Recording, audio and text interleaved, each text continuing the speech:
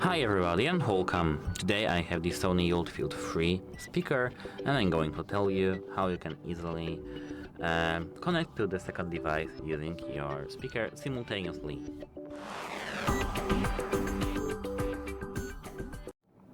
So as you can see, here we have the connected devices, and here we are connected now to the Pixel 8, and the second one isn't connected.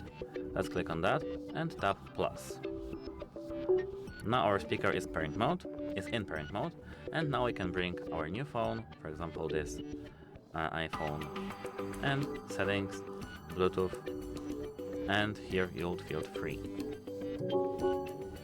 Now, connection to QWERTY completed. It's just because my iPhone is named QWERTY. And now we can switch between Pixel 8 as an output or QWERTY as an output. And that was the dual connection mode. That's it, hope it helps you and goodbye!